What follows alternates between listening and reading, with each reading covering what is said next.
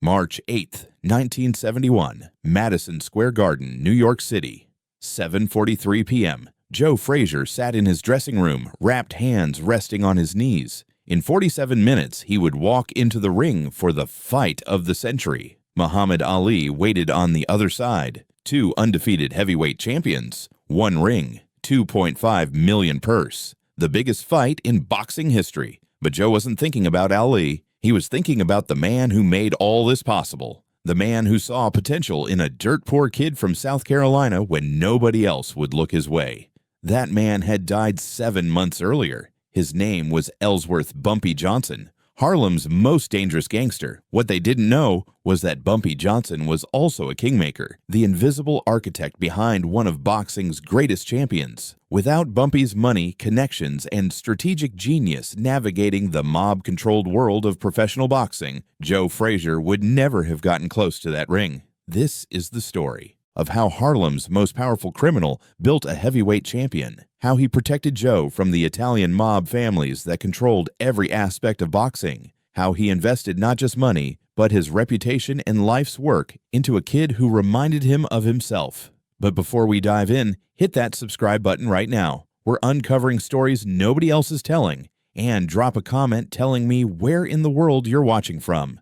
London, Lagos, Los Angeles, or anywhere in between. Beaufort, South Carolina, summer 1954. 12-year-old Billy Frazier stood behind his family shack at 4:37 a.m., punching a burlap sack filled with rags. The sack hung from a crooked tree branch. His knuckles were bleeding, had been bleeding for 3 weeks. Nobody called him Joe yet. His father, Reuben Frazier, worked the fields for $2.13 a day, picked vegetables, same work his grandfather did. Billy was expected to follow that path. Drop out of school at 14, work until his back gave out. But Billy Frazier had other plans. That left hook would eventually be called the most devastating punch in heavyweight boxing history. But in 1954, it was just a poor kid's dream wrapped in bloody knuckles. By 1959, 15-year-old Joe Frazier had saved $52, bought a one-way Greyhound ticket to Philadelphia. His aunt had a basement apartment. Philadelphia was supposed to be the promised land, but when Joe stepped off that Greyhound on a freezing January morning, he saw another kind of poverty. He got work at a slaughterhouse for $1.30 an hour. The only place Joe felt alive was the Police Athletic League gym on North Broad Street. Started showing up at 5 a.m. before his shift. The old trainer, Duke Dugant, watched this kid work the heavy bag for 2 weeks before speaking to him. "You got power, kid, no technique. Then teach me," Joe said. "You got money? No, sir. Then keep hitting that bag."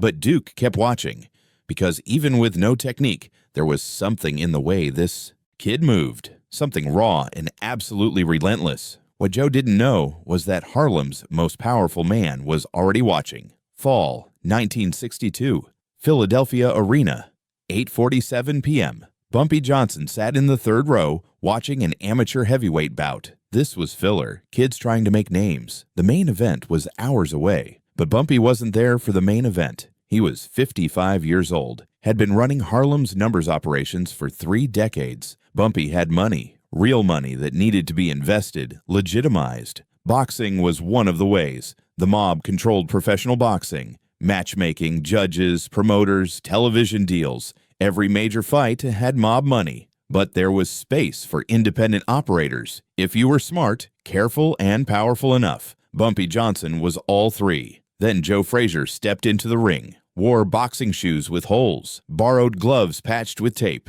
trunks held up with rope. His opponent, Tony Marconi, looked professional. New equipment, expected.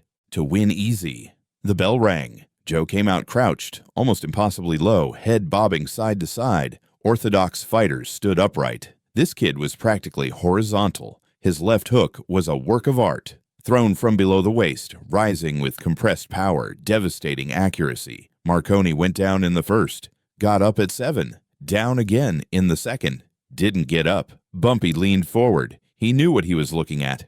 Raw talent, desperation, work ethic. That combination of hunger and dignity that couldn't be taught. After the fight, Joe was in the locker room wrapping bloody hands.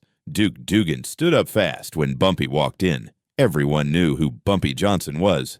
"Evening, Duke." Mind if I talk to your fighter? Joe looked up, saw an older black man in an immaculate gray suit, cane completing the image. Everything about Bumpy communicated controlled power. Joe Frazier, impressive work tonight. Joe shook his hand, confused. Thank you, sir. I know a trainer in New York.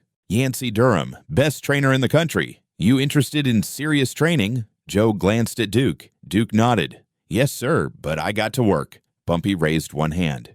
You let me worry about that. You just show up ready to work. Joe stood. At 18, wearing patched gloves, he understood this moment would change his life. He didn't know about Bumpy's mob connections, his control over Harlem's underworld, his strategic genius. All Joe knew was someone was offering a chance. Yes, sir.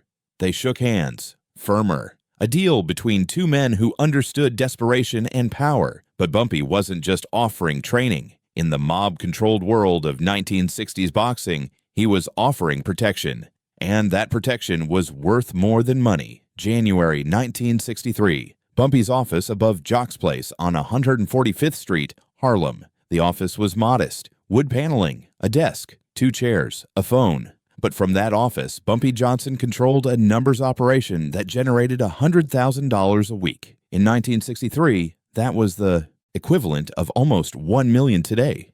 Every week, Yancey Durham sat across from Bumpy, going through the costs line by line. Training facility rental at Cloverlay Gym, $200 monthly. Equipment, heavy bags, speed bags, protective gear. $500 up front, $100 monthly maintenance. Quality sparring partners, $50 per session. Need at least 3 sessions weekly. Living expenses for the kid so he can quit that slaughterhouse job. $300 monthly minimum. Medical insurance and regular physicals, $75 monthly. Travel expenses for amateur tournaments, budget $150 monthly. Bumpy did the math in his head while Yancey talked. Call it $15,000 for the first year, assuming he develops like you think he will. In 1963, $15,000 was serious money, the equivalent of $150,000 today. To invest in an unproven amateur heavyweight from South Carolina who'd never had proper training. He'll develop, Yancey said with absolute certainty. I've been training fighters for 20 years, Bumpy. This kid has something I've never seen before. That left hook is a gift from God. But it's more than that. He's got the hunger, the discipline, the heart. Bumpy nodded slowly. But this wasn't just about boxing talent. This was about infrastructure, about building something that could navigate the most corrupt sport in America without getting destroyed. Who controls the amateur circuit in the Northeast? Bumpy asked, knowing the answer but wanting to hear Yancey say it. Still, Blinky Palermo's people, Frank Carbo's connections, the usual families. Bumpy leaned back in his chair. Frank Blinky Palermo was the mob's main boxing fixer. His partner Frank Carbo was known as Mr. Gray, the czar of boxing.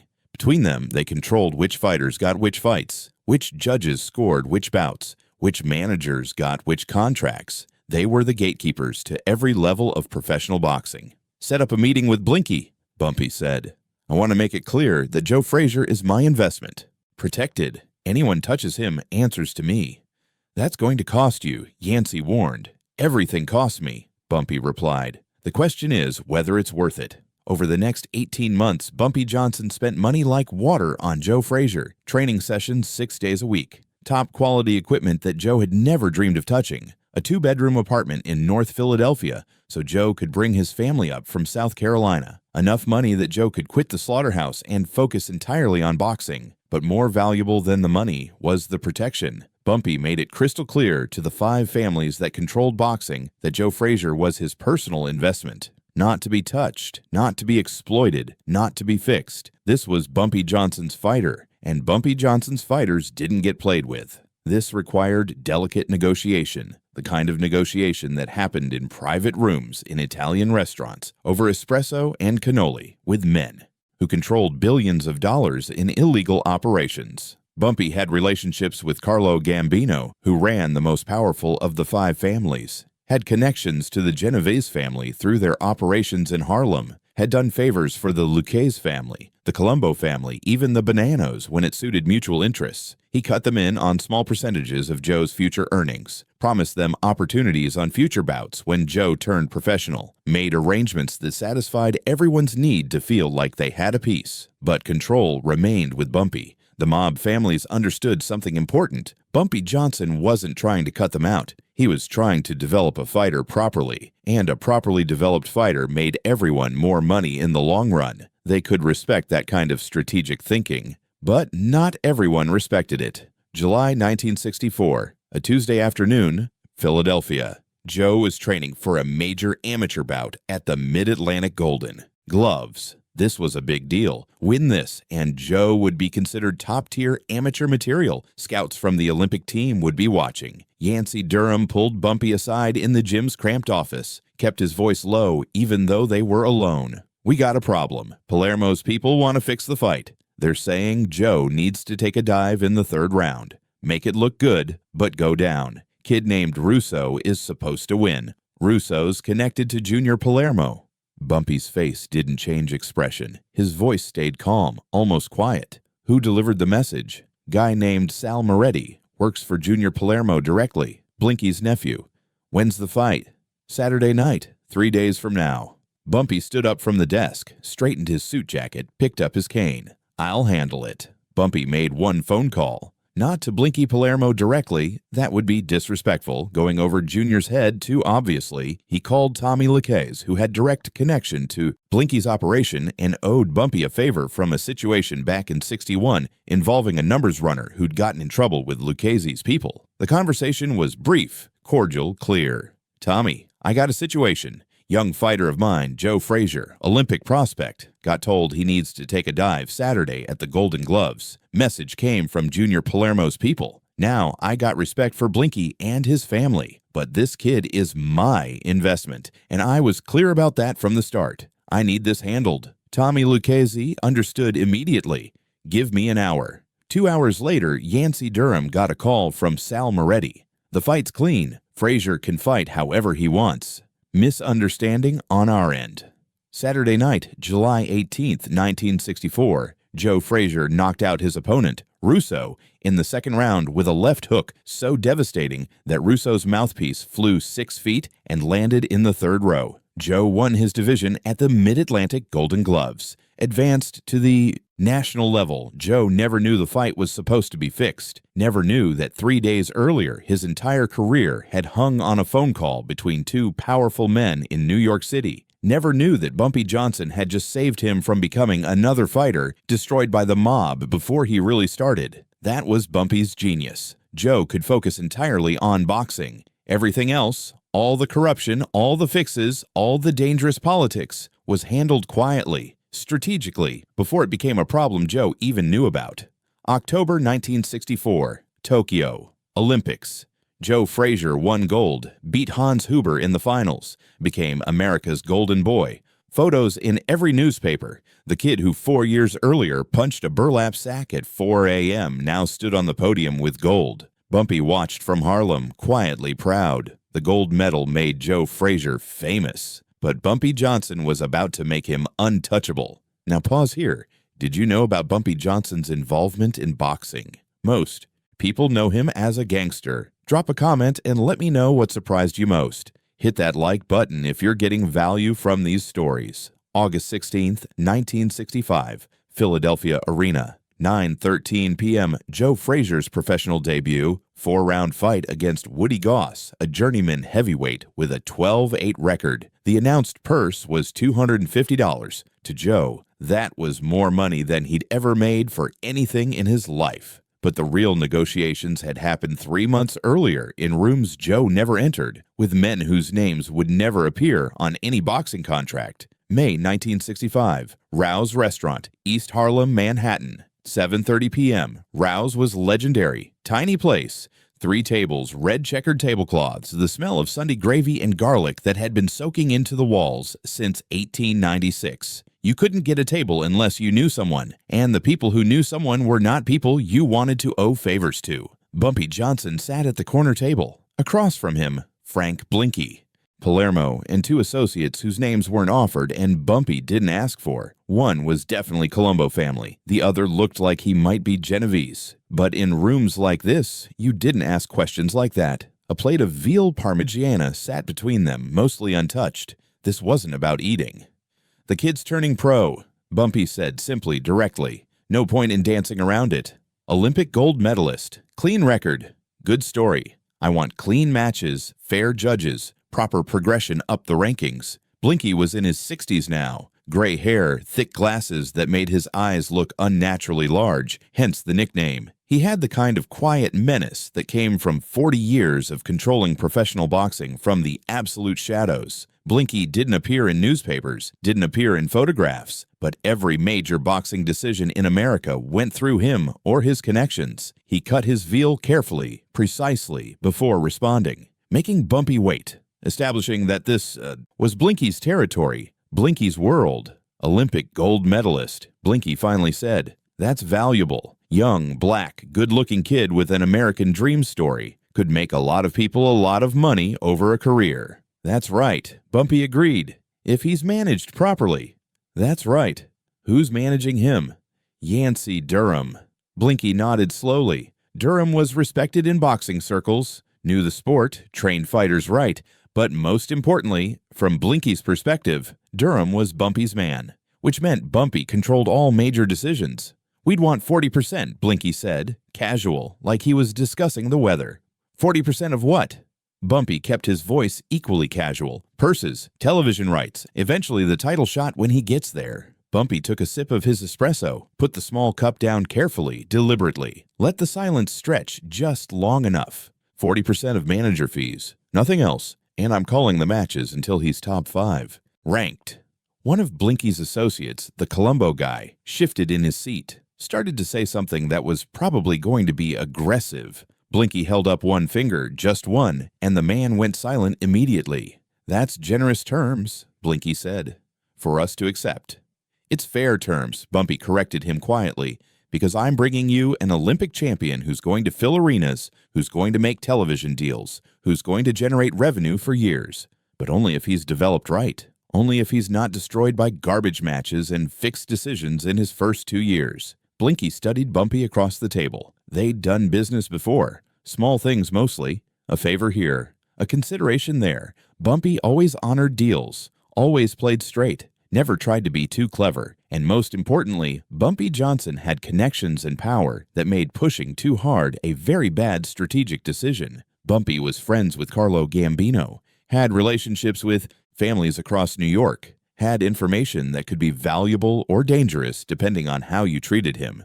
40% of manager fees, Blinky finally said. "You call matches until top 5 ranking, but once he's in contender territory, top 10 and climbing, we have input." "Fair input," Bumpy clarified, "not control." "Fair input. We're not trying to destroy the investment. We want him developed right too, but once he's making real money, we want our proper piece."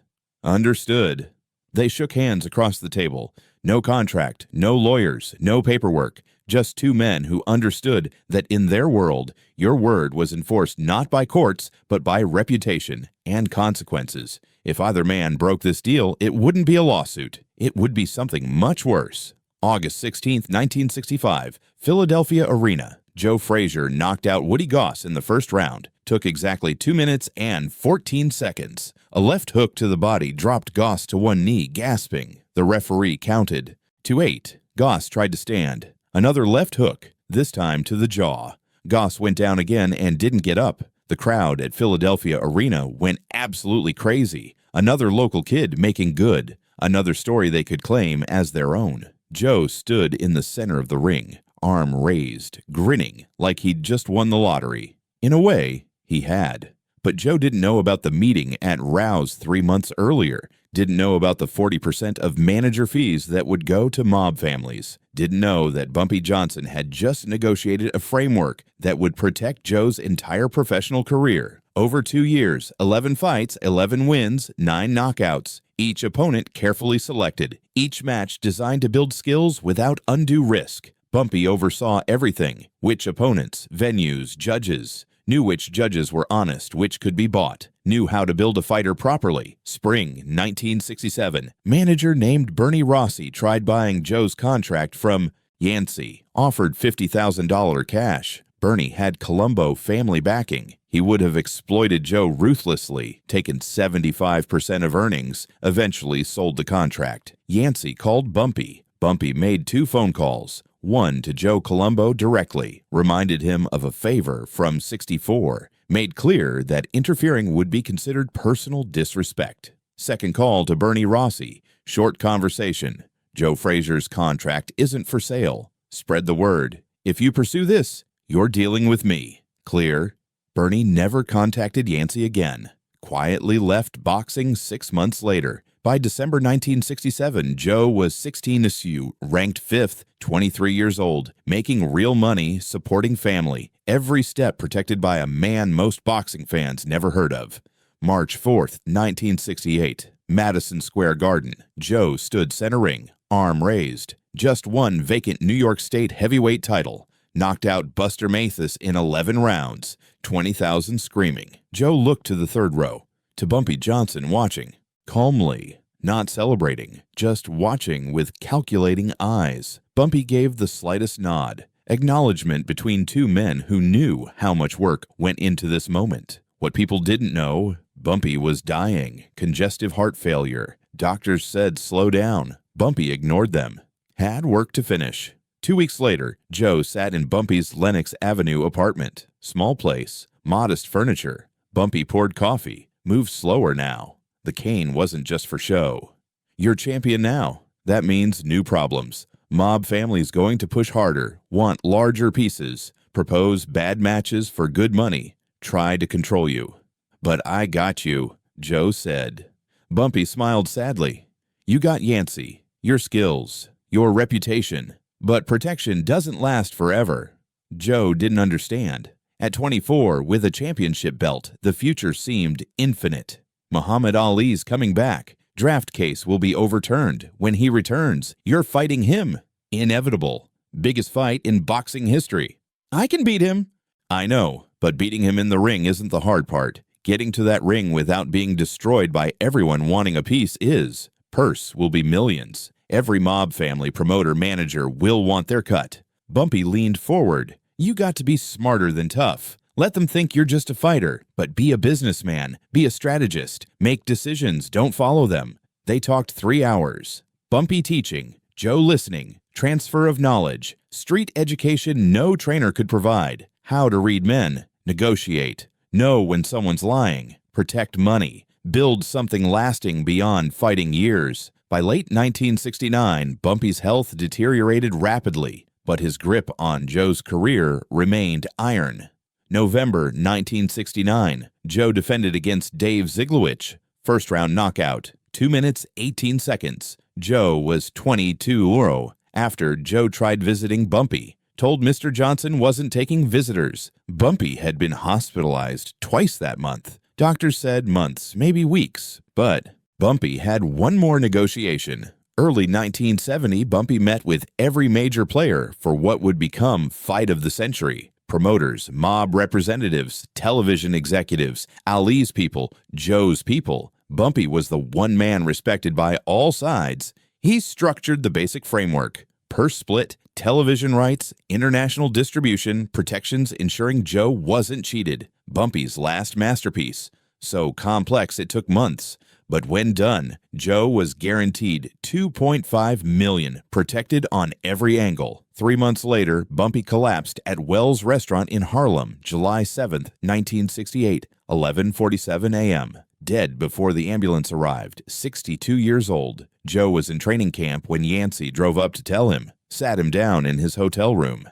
Bumpy died this morning. Joe sat silent. Same position he'd been in that first night. Bumpy walked into the Philadelphia locker room 8 years earlier. Who do we have now?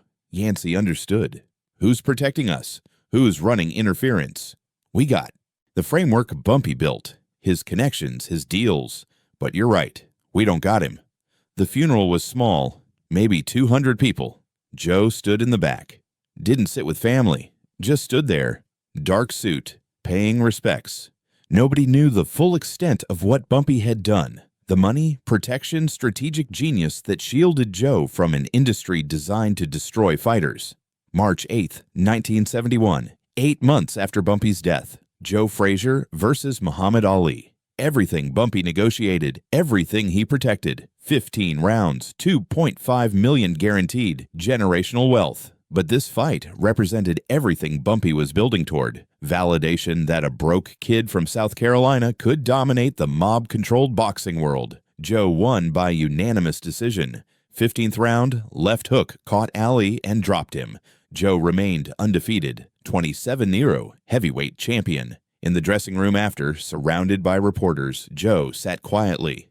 "This one was for Bumpy," he said to Yancey. Yancey just nodded. Over the next decade, Joe fought until his body gave out. Lost to Ali in rematch. Lost to Foreman, but retired 32-1. Champion. Wealthy, respected. Most importantly, he survived the boxing industry intact. Wasn't destroyed by managers or promoters. Opened his own gym. Helped train young fighters. Joe never forgot the lessons. How to read a contract. Negotiate. Protect himself. Never forgot the most important fights happen outside the ring. In later interviews, reporters asked about his success. They wanted to hear about dedication, training, talent. Joe gave those answers, but always left out the most important part. Ellsworth Bumpy Johnson, the invisible architect, the man who saw potential and invested everything to protect it. Most boxing history doesn't mention Bumpy's involvement. The connection was kept quiet, deliberately. That's how Bumpy operated, in shadows, making things happen without fingerprints.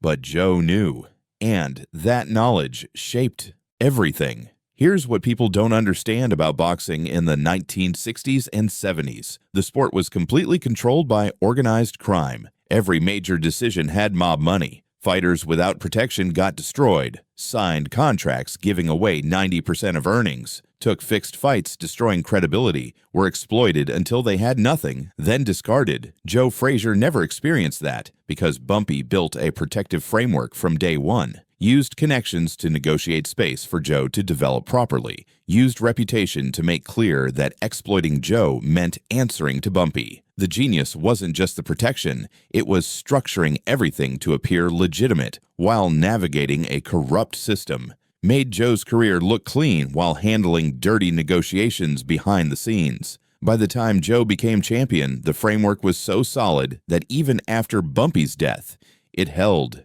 Deals remained honored, protection remained in place. Bumpy built something that outlasted him. But this story is bigger than Joe Frazier. Bumpy helped other fighters. Young boxers in Harlem needing training money, protection, someone ensuring they weren't destroyed. Most names are forgotten, never made championship level, but survived intact because Bumpy understood power means protecting your community. That's Bumpy's legacy rarely told. The quiet investments, strategic protection, careful navigation creating spaces where black athletes could succeed without exploitation. In boxing, everyone remembers the punches, the knockouts, the championships. But Joe Frazier knew the truth. The most important rounds are fought outside the ring by men who never put on gloves, by strategists who understand power dynamics, by protectors using influence instead of violence, intelligence instead of intimidation. Bumpy Johnson proved real power doesn't come from controlling everything. It comes from protecting the right things, from investing not just money, but loyalty, reputation, and strategic genius into people worth protecting. Joe Frazier became heavyweight champion because he had a devastating left hook, incredible heart, and unmatched work ethic. But he stayed champion, survived with dignity and wealth intact because Bumpy Johnson made sure the mob-controlled boxing industry couldn't destroy him. That's the untold story, the invisible architecture behind one of boxing's greatest champions. So here's my question. What would boxing history look like without Bumpy Johnson? How many talented fighters got destroyed because they didn't have that protection? Drop your thoughts in the comments. If you made it this far, you appreciate real history.